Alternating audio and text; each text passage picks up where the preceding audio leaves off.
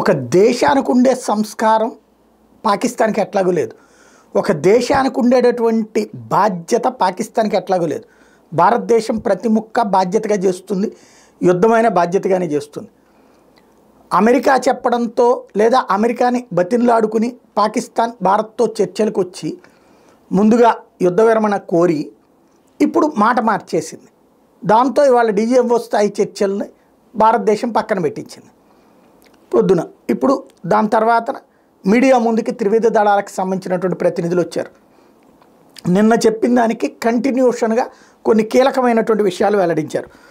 ఉగ్రవాదులు వాళ్ళకి సాయం చేసే వాళ్ళే లక్ష్యంగా ఆపరేషన్ సింధూర్ జరిగింది. మనం ఉగ్రవాదుల మీద పోరాటం చేస్తున్నాం, కానీ పాకిస్తాన్ మన మీద దాడి చేస్తున్నామని, మనం వాళ్ళ మీద అంటే పాకిస్తాన్ దేశం మీద దాడి చేస్తున్నామని భావిస్తోంది. ఉగ్రవాదానికి పాకిస్తాన్ అండగా నిలిచింది. వివిధ రకాల ఎయిర్ డిఫెన్స్ వ్యవస్థలతో మనం పాక్ని అడ్డుకున్నాం. వాస్తవంగా ఇక్కడ చెప్పాలనుకుంది అది ఉగ్రవాద కేంద్రం. ప్రభుత్వము సైన్యమే ఉగ్రవాదులతో కలిసి ఉన్నారనడానికి సాక్ష్యం స్పష్టంగా కనబడింది అన్న విషయాన్ని ఇక్కడ గుర్తు చేశారు. పాకిస్తాన్ వివిధ రకాల డ్రోన్లను వినియోగించింది. దేశీయంగా తయారు చేసిన ఎయిర్ డిఫెన్స్ వ్యవస్థతోనే మనం వాటిని అడ్డుకున్నాం. ఆకాశ్ డిఫెన్స్ వ్యవస్థతో శత్రువుల్ని ధీటుగా ఎదుర్కొన్నాం. టర్కీ తయారు చేసినటువంటి PL-15 మిస్సైళ్లతో పాకిస్తాన్ దాడి చేసింది. వాటిని మనం ఆకాశ క్షేపణలతో నిర్వీర్యం చేసాం. పాకిస్తాన్లో నూర్ఖాన్ ఎయిర్ బేస్ మీద ఇండియన్ ఎయిర్ ఫోర్స్ దాడి చేసింది. నూర్ఖాన్ ఎయిర్ బేస్ రన్వేకి తీవ్ర నష్టం జరిగింది. పాకిస్తాన్ ఐరీ ఫోర్స్కి 20% నష్టం జరిగింది. ఉగ్రవాదులు కొన్నేళ్లుగా తమ వ్యూహాల్ని మార్చుకుంటున్నారు. సైనికులనే కాకుండా యాత్రికుల్ని భక్తుల్ని టార్గెట్ చేస్తున్నారు.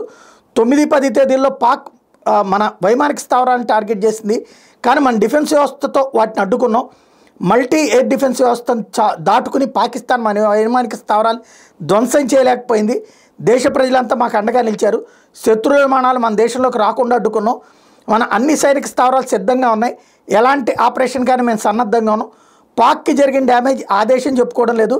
ఉత్తర అరేబియా సముద్రంలో పనిచేస్తున్న భారత నావికాదళానికి చెందిన INS విక్రాంత్ క్యారియర్ యుద్ధ సమూహం పాకిస్తాన్ యుద్ధ దళాలను బెలూచిస్తాన్లోని మక్రాన్ తీరంలో కదలకుండా నిర్బంధించింది. అక్కడి నుంచి జరిగినటువంటిది. నేవీ వెళ్ళి అక్కడ మిస్సైల్స్ వేసి దాన్ని కంట్రోల్ చేసింది. ఎయిర్ ఫోర్స్ వచ్చేదాన్ని కంట్రోల్ చేయడంతో పాటు వాళ్ళకెళ్ళి ధ్వంసం చేసి వచ్చింది. అట్లాగే ఆర్మీ పూర్తి స్థాయిలో గ్రౌండ్ లెవెల్లో కొట్టింది.